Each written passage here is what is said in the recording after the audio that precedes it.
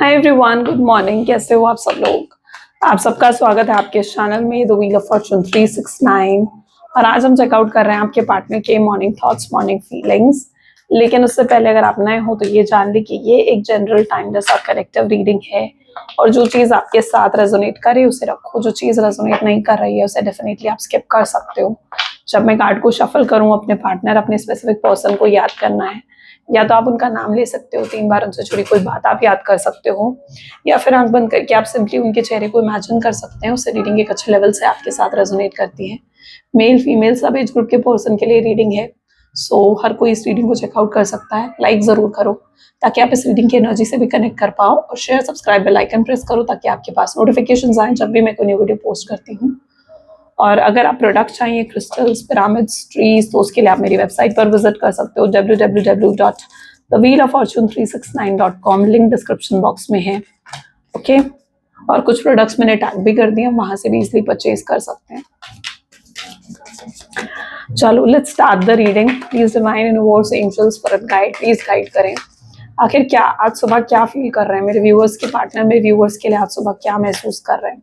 सबसे पहले यहाँ पर एनर्जी है नाइट ऑफ वैंड, यानी फायर एनर्जी। ठीक है, एरीज, लियो, सजिटेरियस की एनर्जी बहुत स्ट्रांग है।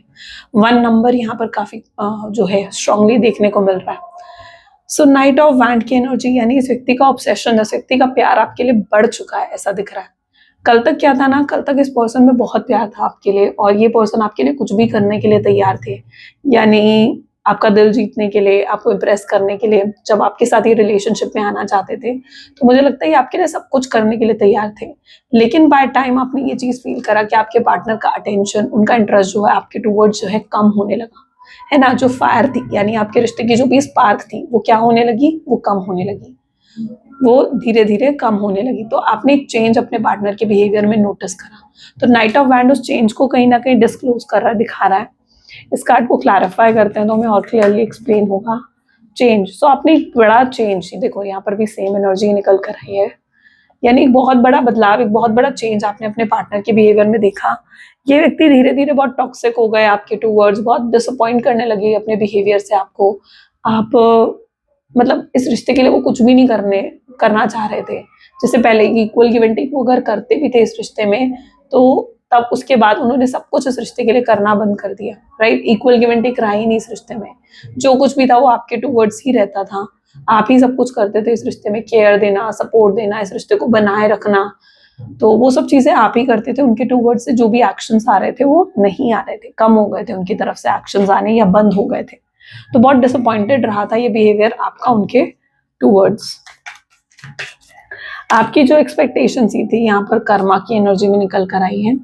आपकी जो एक्सपेक्टेशन भी थी इस पर्सन से कि आपके लिए ऐसा करें, आपकी केयर करें, आपको सपोर्ट करें, आपके लिए कुछ करें, तो आपकी एक्सपेक्टेशंस भी धीरे धीरे ये तोड़ने लगे, कम होने लगी, टूटने लगी इनकी एक्सपेक्टेशन, आपकी एक्सपेक्टेशन, सॉरी, इनके लिए।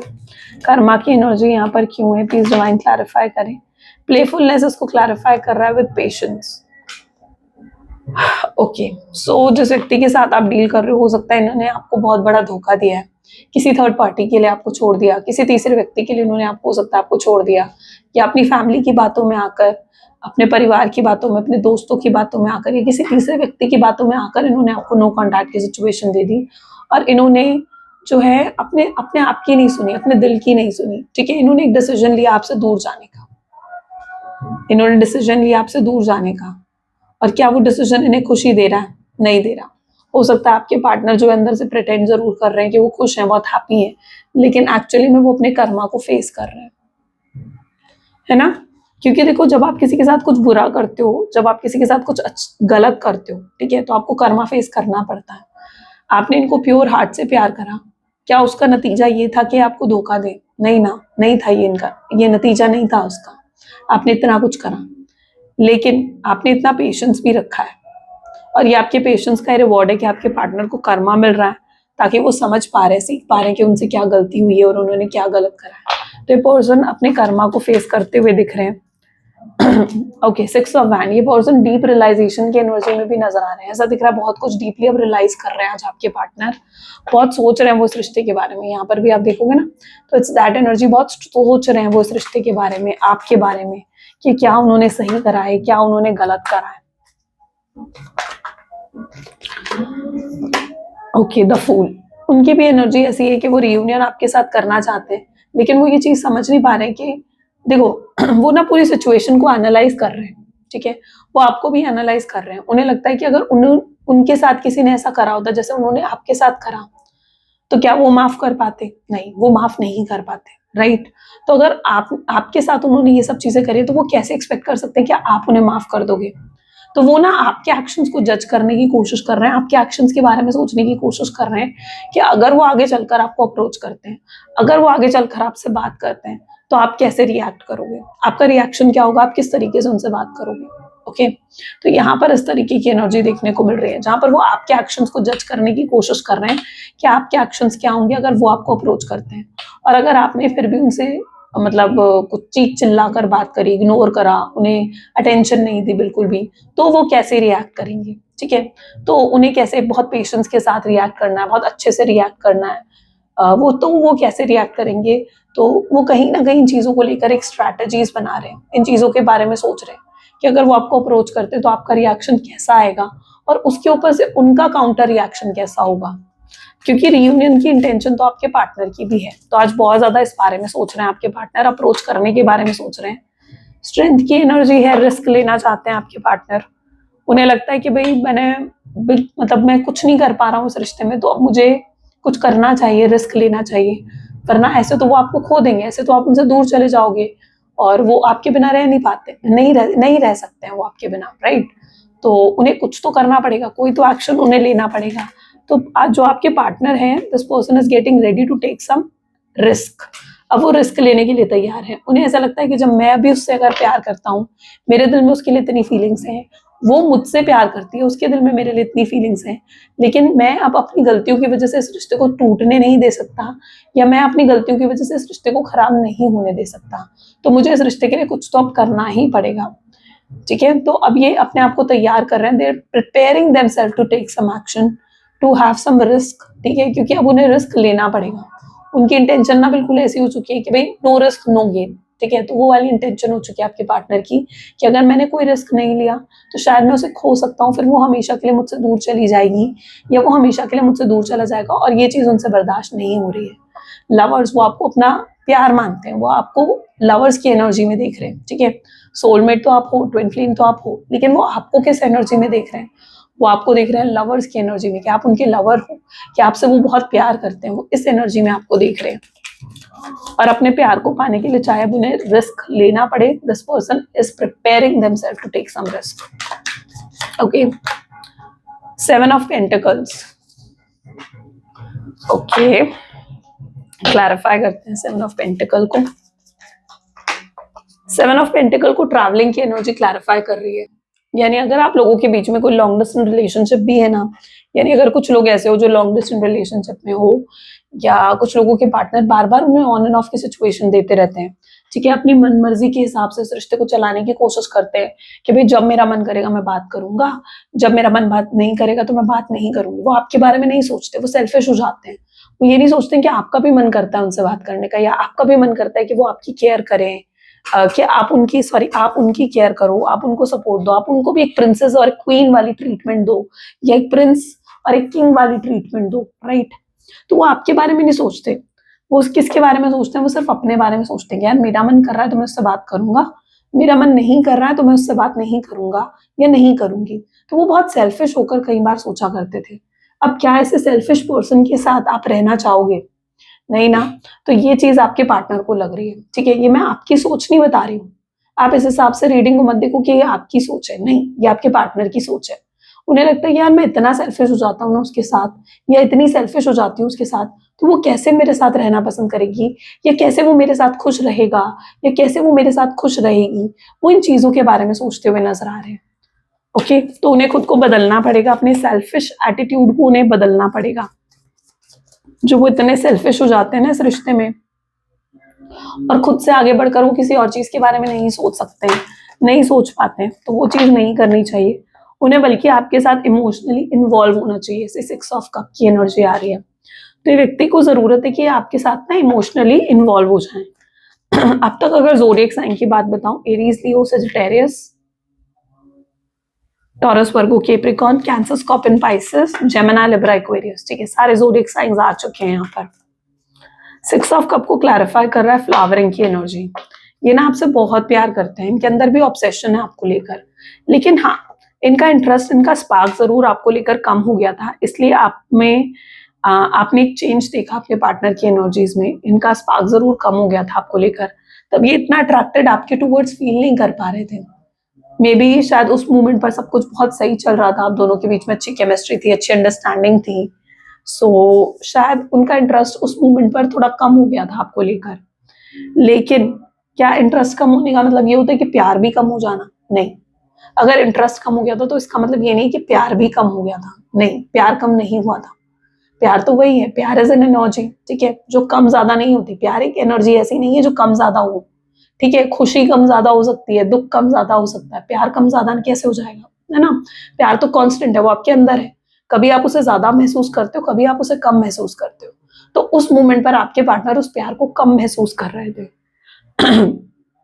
बट अब आपके पार्टनर जो हैं, जब से आप उनसे दूर हुए हो ना, आपने इनको अटेंशन देनी कम करी है, आपने इनसे बात करनी बंद करी है या कम करी है, तब से आपके पार्टनर को समझ में आ गया कि यार नहीं, मैंने बहुत बड़ी गलती कर दी।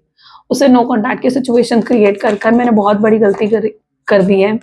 जब अब वो आपके सिवाय और लोगों से भी डील कर रहे हैं ना, लाइक आप हो और लोग हैं, तो जब वो और लोगों से डील कर रहे हैं ना, उन्हें समझ में आ रहा है यार वो आपके साथ ज्यादा कंफर्टेबल थे, है ना? आपके साथ वो ज्यादा हैप्पी थे, कॉन्फिडेंट थे, आपके साथ वो ज्यादा अच्छा महसूस करते थे बजाय उन और लोगों के। तो उन्हें समझ में आ गया कि यार उनका अपना कौन है, उनका पराया कौन है। तो your person is now able to understand this thing कि आप उनके अपने हो, आप कोई पराये नहीं हो उनके, ठीक है। तो आप उनके लिए एक फ्लावरिंग की एनर्जी हो, आप उनके लिए एक अबंडेंस हो, आप इनकी एक ग्रोथ हो। आप जुड़े हो इनके साथ, तो उनके जीवन में ये सब कुछ है, खुशियां हैं, हैप्पीनेस है, फ्लावरिंग की एनर्जी है। लेकिन आप नहीं जुड़े हो तो इनके जीवन में फिर कुछ नहीं है, फिर किसी और चीज का मतलब नहीं रखता है। इनके पास अच्छा पैसा है, इनके पास मटेरियलिस्टिक गेन्स हैं, अच्छी गाड़ी, अच्छे बैंक बैलेंस, सब कुछ है, लेकिन इनके लिए कुछ मायने नहीं रखता है इनके, अगर आप इनके जीवन में नहीं हो। क्योंकि अगर इनके जीवन का कोई सुख है, कोई खुशी है, तो वो आप हो। ओके, लेट्स चेक आउट मोर।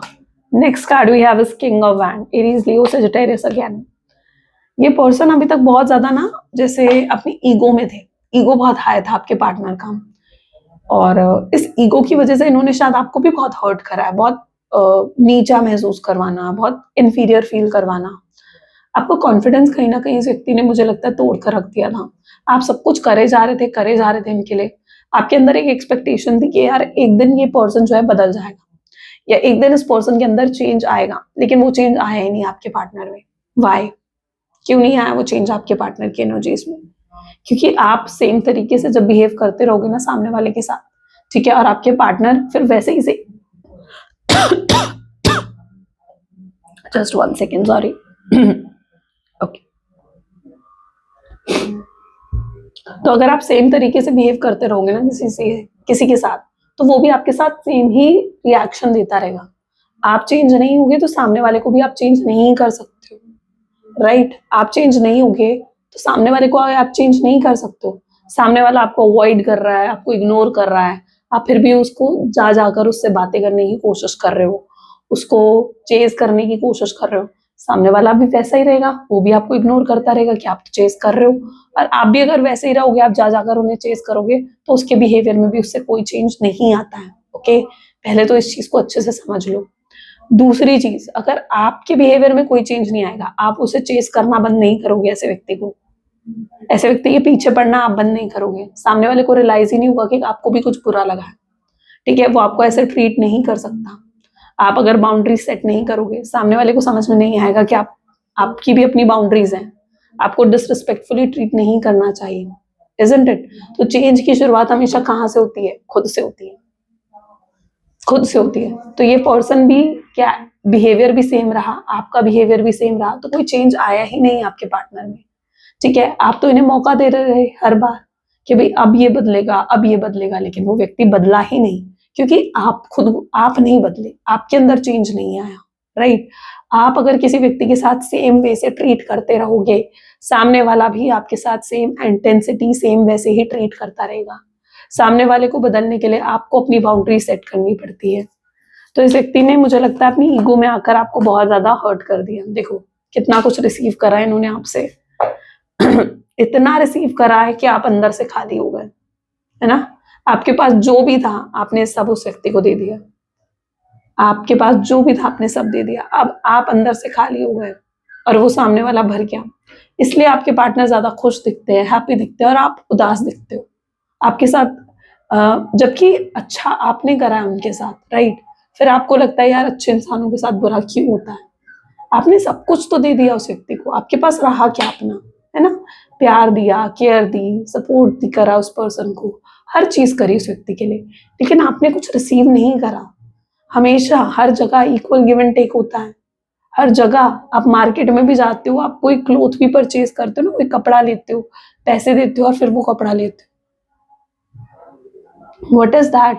ये सबसे बड़ी तो चीज यही है ना जो हमें सिखाती है कि भाई इक्वल गिव एंड टेक होना चाहिए, है ना। इक्वल गिव एंड टेक होना चाहिए। सामने वाले से आप कुछ ले रहे हो, आप सामने वाले को कुछ दे रहे हो, ताकि ना आप खाली हो ना सामने वाला खाली हो। ठीक है, दोनों को भरा इक्वल बैलेंस में रहना जरूरी होता है। लेकिन इस व्यक्ति के लिए आपने इतना कुछ कर दिया कि भाई आप अंदर से खाली हो गए, इसलिए आप उदास रहने लगे, आप डिप्रेस रहने लगे, एंग्जाइटी होने लगी। तब तक जब तक आप फिर से अपने आप को अंदर से नहीं भर लिया आपने, जब तक आपने खुद को हील नहीं कर लिया। मैं क्यों कहती हूँ सेल्फ लव करो, हीलिंग करो अपनी, सेल्फ हीलिंग करो अपनी, क्यों कहती हूँ मैं ये सब चीजें? ये इसलिए कहती हूँ ताकि आप जो अंदर से खाली हो गए हो ना, उस व्यक्ति को दे देकर अपने आप को बदलने की जरूरत है आपको, अपने आप को अंदर से भरने की जरूरत है आपको, ताकि आप अंदर से खाली फील ना करो। जब भी नेक्स्ट टाइम डिप्रेस हो या एंग्जाइटी हो ना, आपको इस चीज को समझ जाना कि शायद आप अंदर से खाली हो, इसलिए आप वो एंग्जाइटी और डिप्रेशन फील कर रहे हो। अगर आप अंदर से भरे हुए होगे ना, ठीक है, तो आप कभी वो एंग्जाइटी डिप्रेशन फील नहीं करोगे। तो इक्वल गिव एंड टेक होना जरूरी है। 7 ऑफ वैंड को तो रिसीव नहीं करा कुछ, 7 of wand going with flow. अब आपके पार्टनर आपको देख रहे हैं तो दे आर सीइंग यू कि आप जस्ट फ्लो के हिसाब से आगे बढ़ रहे हो, क्योंकि आप शायद खुद को हील कर रहे हो, आप आगे बढ़ रहे हो, आप उनकी तरफ ज्यादा ध्यान नहीं दे रहे हो, ज्यादा टेंशन नहीं दे रहे हो उस व्यक्ति को। तो वो जब आपको देख रहे हैं आप फिर से भर गए हो, आप सेल्फ लव करके फिर से अंदर से भर गए हो। अब आप वो एम्प्टी नहीं रहे हो, अंदर से खाली नहीं रहे हो। तो now you are going with flow. आपने शायद चीजें डेस्टिनी पर छोड़ दी हैं, आपने चीजें डिवाइन के हाथों छोड़ दी कि ठीक है जैसे डिवाइन की मर्जी आप उसे एक्सेप्ट करोगे। ठीक है, ये पर्सन अगर आपकी किस्मत में आएगा तो जरूर आएगा। ठीक है, आपकी किस्मत में नहीं है तो आप चाह कर छीन कर नहीं ला सकते उसे। ठीक है, तो डेस्टिनी पर कुछ चीजें छोड़नी पड़ती हैं, सरेंडर करना सीखना पड़ता है, लेट गो करना सीखना पड़ता है। तो लेट गो कर दो, डिवाइन की गाइडेंस भी आपके लिए ये है। और जब आपके पार्टनर भी आपको देख रहे हैं तो उन्हें भी दिख रहा है कि आप अब फ्लो के हिसाब से चल रहे हो, आप फोर्स नहीं कर रहे हो चीजों को। ठीक है, आपने एक्सेप्ट कर लिया पूरी सिचुएशन को, आप कंट्रोल करने की कोशिश नहीं कर रहे हो किसी भी सिचुएशन को। द मून, कुछ लोग यहाँ पे थर्ड पार्टी सिचुएशन में भी नजर आ रहे हो। ठीक है, यानी हो सकता है कि अगर आप लोग मैरिड हो जैसे, ठीक है, तो आपके पार्टनर है, उनकी जैसे फैमिली है,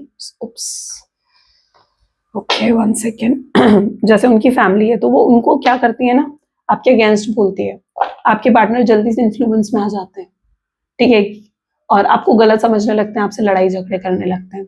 या फिर अगर कोई थर्ड पार्टी सिचुएशन है, ओके, आप एक्स्ट्रा मैरिटल सिचुएशन में हो, तो आपके पार्टनर के लिए उनकी फैमिली के साथ भी जो टाइम स्पेंड करना है या उनकी फैमिली है वो उनके लिए प्रायोरिटी है। ठीक है, आपको लगता है वो आपको उतनी प्रायोरिटी नहीं देते हैं, या आपको उतनी जो क्या कहते हैं वो, जितना टाइम जितना समय देना चाहिए ना बेसिकली आपको, वो नहीं दे पाते हैं उतना आपको। तो आप उस चीज में भी समटाइम्स ना बहुत वो फील करते हो, लैक ऑफ लव या समटाइम लैक ऑफ प्रायोरिटी जो आपको मिलनी चाहिए अपने पार्टनर से, आप समटाइम वो फील करते हो। सो मून थर्ड पार्टी सिचुएशंस को बेसिकली यहाँ पर दिखा रहा है मुझे। तो आप में से हो सकता है कुछ लोगों के जीवन में थर्ड पार्टी सिचुएशन की इन्वॉल्वमेंट दिख रही है, बट बहुत जल्दी ये थर्ड पार्टी सिचुएशन हटेगी। ठीक है, चीजें आपके फेवर में आती हुई नजर आएंगी। Turning in is a strong energy जो कि दिखा रही है चीजें आपके फेवर में बहुत जल्दी आती हुई दिख रही है। आपको जरूरत है सिर्फ अपने ऊपर फोकस करने की, आपको जरूरत है अपनी एनर्जी पर फोकस करने की। Okay, so turning in is that energy.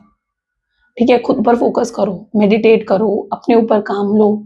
ठीक है, एक छोटी सी बात बताती हूँ, ठीक है, ज्यादा टाइम नहीं लूंगी मैं डेफिनेटली, जब शिव जी थी, पार्वती जी थे ना, पार्वती जी माता थी ना, तो उन्होंने जब शिव जी को अट्रैक्ट करना था ना, तो ये नहीं हो रहा था कि वो उनके पीछे पड़ रही थी, उनको उनके लिए उनको चेस करने की कोशिश कर रही थी, नहीं, उन्होंने सिंपली मेडिटेट करा, प्रार्थना करी, मेडिटेट करा, अपने ऊपर काम करा, अपने आप को उस वाइब्रेशन में लेकर गई माता रानी, ताकि वो शिव जी को अट्रैक्ट कर सके, ठीक है, क्योंकि उन्हें शिव जी की वाइब्रेशंस में आना था, उसी सेम फ्रीक्वेंसी के लेवल पर उनको आने की जरूरत थी, उनको अपने जीवन साथी बनाने के लिए, राइट। तो जब आपको किसी को अट्रैक्ट करना होता है ना, तो you need to focus on yourself, आपको खुद पर फोकस करना पड़ता है, आपको खुद की एनर्जी पर फोकस करना पड़ता है, ठीक है, उसको चेज अट्रैक्ट करना नहीं पड़ता है। सामने वाले को चेज अट्रैक्ट करोगे तो कभी भी सॉरी, मेरा गला खराब है इसलिए तो सामने वाले को अपना बनाने के लिए आपको उसे चेज अट्रैक्ट करने की जरूरत नहीं है, खुद को इतनी हाई वाइब्रेशन में ले जाओ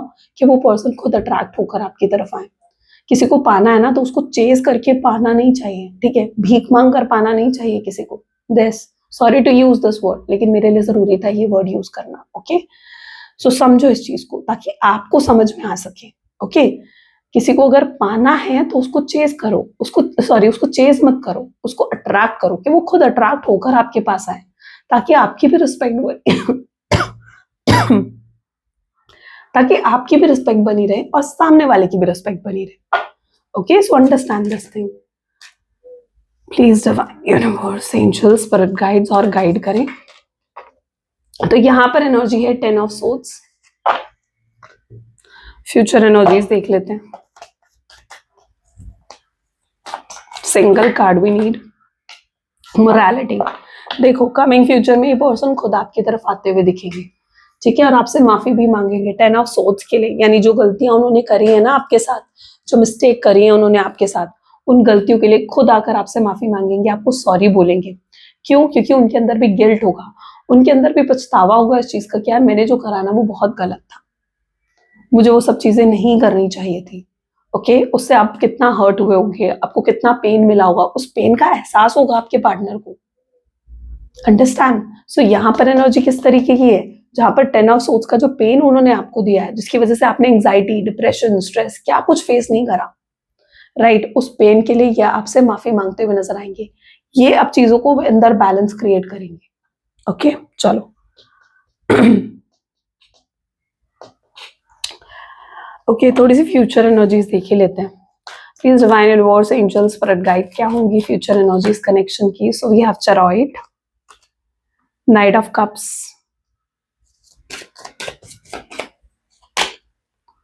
page of wands, the magician, 5 of pentacles, emperor, the tower, 10 of wands,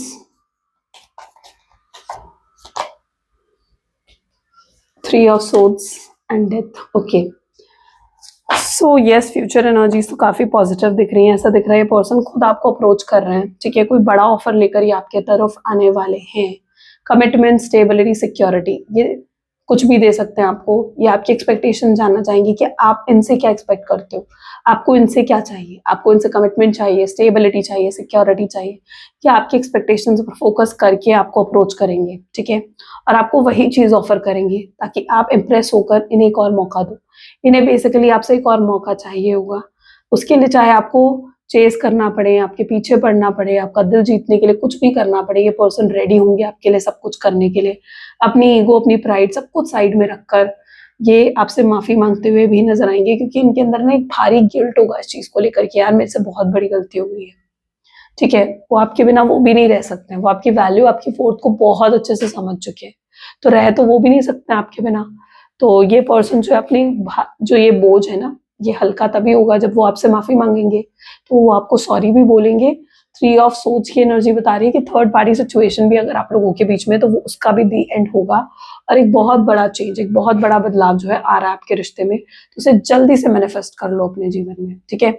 I claim change, ठीक है, ये लिखकर आप मैनिफेस्ट करो इस चीज को, क्योंकि एक बहुत बड़ा बदलाव, एक बहुत बड़ा चेंज अब इस रिश्ते में आता हुआ नजर आएगा।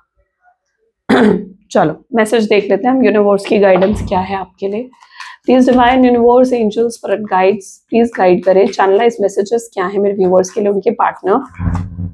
ठीक है, no one compares to you, I have never felt for the way anyone I feel for you. Okay, for anyone the way I feel for you.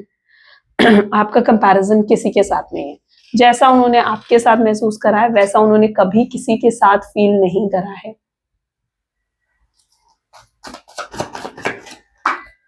You are my last thought before sleep. जब वो सोने लगते हैं ना, तो अगर उनके दिमाग में कोई लास्ट थॉट आता है ना, तो वो आपका ही आता है। I think you are lying. उन्हें लगता है समटाइम्स कि आप उनसे कुछ छुपा रहे हो, कुछ हाइड करने की कोशिश कर रहे हो, या आपको कॉपी भी करने की कोशिश करते हैं। इनके फोन में अभी भी आपकी फोटोज हैं और देखते हैं उन फोटोज से, बातें करते हैं उनसे, आपको सोलमेट के रूप में भी देखते हैं। See you as my soulmate, I can't let you go. ये आपको दूर नहीं जाने देना चाहते हैं किसी भी हाल में। स्लीपलेस फील करते हैं कई बार आपके बिना।